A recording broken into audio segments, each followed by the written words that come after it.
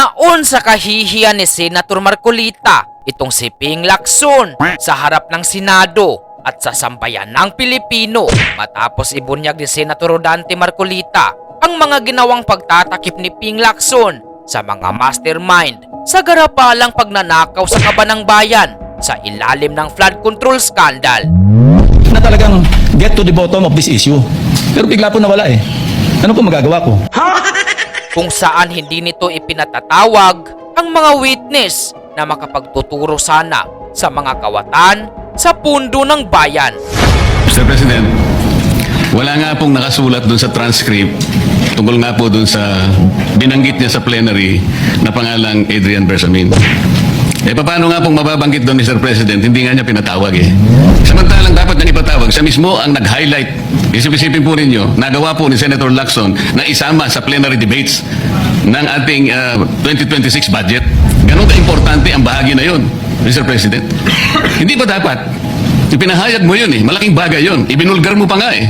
There are 2 public officials I will reveal this morning. Ganun lang. Ba't hindi mo pinatawag? Kung pinatawag mo yun, malinaw na malinaw, nalagay sana sa transcript. Ganun lang naman ang ibig sabihin eh. Sa mga tweet, iniwasan po, Mr. President, para hindi malagay sa transcript. Pagkatapos ikakatwiran po ninyo, kung nasa transcript, di sana, pinatawag ko. Baliktad po ang ginawa ninyo, Mr. President. Katulad din po sa 30, Nara Street sa Southports.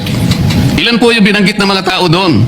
Hindi ko po sinasabing totoo yun, pero for purposes of the inquiry and investigation, kung talagang ganun, kalawak ang inyong pananaw. Dahil pati nga po yung pagpunta ni Gutierrez, pati CCTV po pinakita ninyo. And dami po sana ang pagkakataon na nakita sana lahat ng mga binanggit ni Saldico na mga ginamit na sasakyan. Makikita doon sa pagitan ng alas 9 hanggang alas 10 ng umaga. Tawagin natin yung kung sino man yung security agency doon. Pero hindi po ninyo ginawa eh. Pero sasabihin po natin, you wanted to emphasize one point. Kung nasaan ang ebidensya, ay talagang pupuntahan natin. Kayo po ang inconsistent eh. Pagkatapos ako sasabihin ninyong inconsistent. Ang dami po eh. Nakiusap ako na, sabi nga natin, ang dami pong tumuturo sa pangalan ni Martin Romualdez. Inimbita po ninyo, hindi dumating, nakiusap ako, naimbitahan uli. Ang sabi po ninyo sa pamagitan ng inyong interview, kung pupunta siya rito, welcome. Kung hindi siya pupunta, wala tayong magagawa because of interparliamentary courtesy. Mr. President, hindi po karaniwang pagnanakaw ang nangyari sa kasaysayan ng ating bansa. Hindi po ba ninyo naiisip, mismong kabang bayan ang tumagilid pagkatapos magtatago kayo sa prinsipyo o doktrina ng interparliamentary courtesy? Kung ako po ang chairman ng Blue Ribbon Committee, Mr. Chair, Mr. President, hindi ko po igagalang interparliamentary immunity sapagkat ang pinag-uusapan dito ay interes ng mamamayan. Huwag po tayong magtago kung saan-saan. Sinabi po ninyo, Mr. President, Senator Lacson, yung Apostille Convention. Hindi ba pinahayag po ninyo sa isang pag-i-interview ninyo na kung si Saldico lamang ay makakuha ng isang subscribe statement, kahit sa Zoom lang, ipatatawag namin siya? Bakit hindi po ganun ang ginawa ninyo? Pwede naman siyang mag-Zoom pagkatapos na magkaroon ng Apostille sworn statement. Bakit hindi po ninyo ginawa? Meron naman pong Zoom eh. Natatakot yung tao. Nanganganib ang kanyang buhay at palagay ko naman, nanganganib nga talaga. Hihintay pa bulan yun na humarap sa inyo? Pwede naman ang Zoom eh. Kung talagang gusto nyong tuntunin ang lahat ng mga ebidensya na dapat nating puntahan. Ito po yung pinupunto ng aking privilege speech kahapon eh. Hindi ko nga po alam na kapag ako po ang magdi-deliver ng privilege speech, Mr. President, palagi po kayong nawawala kasi nga nasa bandang huli na po ako eh. Pero kung talagang gusto nyo lamang, alam nyo naman nasa agenda po natin kung sino po ang tatayo para mag-deliver ng privilege speech eh. Ayaw ko pong isipin na sinasadya ninyo. Ngunit narinig naman po ninyo eh. Mr. President, pagkatapos isasama yung Kalayaan Island Group. Ano po ba talaga pinag-uusapan natin dito? Yung kapakanan ng bayan? Pinipilit po niyong pinagtatanggol ko ang China. Inilantad naman ni Senator Marcolita ang kawalang alam ni Ping Lacson sa international law, partikular sa UNCLOS, kung saan napapasailalim ang usapin sa West Philippine Sea. Alam po ba ito ni Senator Lacson, yung Administrative Order number 29? This is something between the chairman of the Foreign Relations Committee and the gentleman from Tarlac and Pampanga, Mr. President. Hindi po, tinatanong ko po kayo. No, kasi, I don't know Administrative Order number 229. hindi po ninyo alam, sasabihin ko sa inyo. I don't need to know, Mr. President. I'm not interested. Hindi po kayo interesado sa isang bagay na napaka-importante sa ating bansa? Hanggang ngayon, hindi ma-drawing ang West Philippine Sea. Hindi kayo interesado? Hindi po ako rin interesado sa sinasabi ninyo. Pwede na! Maring hindi po kayo sinasabi na interesado sa Kasi, sinasabi ko. no, Ngunit ang sasabihin ko, interesado ang buong Pilipinas sapagkat dito nakasalalay po kung sino nagsasabi ng totoo. So ayaw po ninyong malaman ang totoo, Ginoong Lacson? Kasi po, Mr. President, ang ipapalabas na naman niya, yung China may karapatan diyan sa lugar na yan. Advance ako mag-isip. Kaya ayoko na po marinig kasi ilang beses na po natin narinig yan, medyo masakit na sa tenga eh. Pastilan. So weird. Bunga ng palusot na ito ni Ping ay ito ang naging tugon ni Senator Dante Marcolita. Alam po Kaya ninyo, sinasabi ko po, ayoko alam na po ninyo, marinig Mr. kung President, nanggagaling sa kanya, Mr. President. si Senator Lacson po ay, ang pagkakaalam ko, isang magaling na investigador. Eh ngayon po pala yung manghuhula na.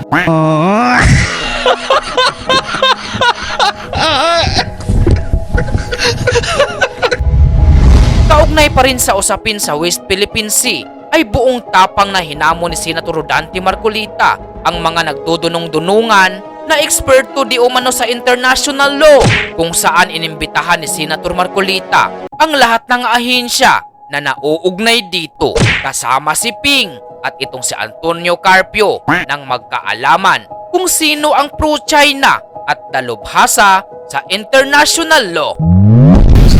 Sa March 12 po, Mr. President, Senator Lacson, sana po may panahon kayo sapagkat ipinatawag ko sa pagitan ng isang resolution at ito po ay alam na ni Senator Erwin. Pinatawag ko po ang NAMRIA, pinatawag ko po ang Philippine Coast Guard, Philippine Navy, ang DFA, pinatawag ko rin po si Justice Carpio at saka yung professor sa UP. At kung sino man po ang interesado, pero once and for all, malaman po natin dito kung sino ang sinungaling, kung sino ang makatsina, kung sino ang nagagaling-galingan at nagpapanggap na expert in international law. Sana po, Senator Lacson, andun po kayo. Bunga ng kahihiyan at pagkasupalpal ni Ping Lacson kay Senator Marcolita ay pumayag na itong ipatawag at imbestigahan ang mga witness, kabilang ang ex-Marines. Subalit, humingi ng kapalit at kondisyon itong si Ping. Isa lang po ang pakiusap ko, baka pwedeng pirmahan niyo muna yung partial committee report. Seryoso po ba kayo? I'm serious, Mr. President. So we can get over it, no?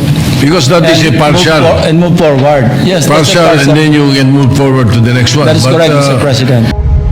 Kaya dahil dito ay muli na namang pinahiya ni Senator Dante Marcolita itong si Ping. Paano ko po Yes, but again, partial report, Mr. President? Ang gusto ko makumpleto muna, kaya nga po ako'y nakikiusap, puntahan po natin ang mga potential areas of evidence. Kung payag naman po kayo, umuuna kayo, tinatanong ko lang ngayon, meron na po ba tayong schedule? Sana mo po, kahit weekly lang, Mr. President, tapusin na po natin ito. Dahil na-corner na itong si Ping Lacson ni Senator Dante Marcolita, ay to the rescue na itong si Tito Soto sa kanyang best friend. I believe that the Committee on Rules should tackle that particular question because today I found out that those members, those so-called ex-military soldiers that you're mentioning and the people behind it, some members of Congress filed a case of cyber libel on them. And therefore, I think the Committee on Rules should check first whether we can call a hearing on that particular issue kung ganong merong kaso. Bangag yan! At meron ongoing case.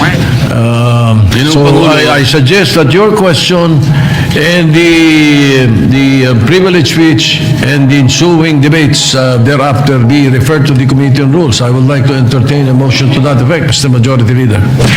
I don't think we can answer the question of Senator Marcoleta now because of that particular issue. Subalit sa halip na makatulong itong si Tito Soto kay Ping, ay napasama patuloy itong si Juan Bol sa napahiya nang barahin siya ni Senator Marcolita at ibinunyag ang pagka-iti-iti niya. Dahil po ba, Mr. President, merong nagsampa ng demanda doon sa mga tao inakala nating makakatulong sa atin? Magiging sagwil na yon para hindi natin sila tawagin. So, ibig sabihin pwede palang i-demanda na lang natin gustong magkukusa na pumunta rito. Tapos na tayo. I cannot answer your question. That's the reason I'm saying that we should ask the Committee on Rules to rule on that. You can be right, you can be wrong. But I do not want to answer you and tell you that you are right and that we can do that. It's Kaya nga better po. that we have the Committee on Rules decide. You are a member of the Rules Committee. Why don't you take it up? Yung mukha mo, pupulbusin ko. That is the best thing to do. And not belabor the issue. Majority Leader. Mr. President, I'm not belaboring the issue kasi po sumagot na si Senator Lacson. May pagpayag na po. So wala na pong problema doon. Ang pinag-uusapan na lang para malinawan, schedule na lang po hinihingi ko. Yes. He has not given the schedule yet. And he might even think of checking with the Rules Committee first on whether we can do that right away or not. Salamat po, Ginoong Pangulo.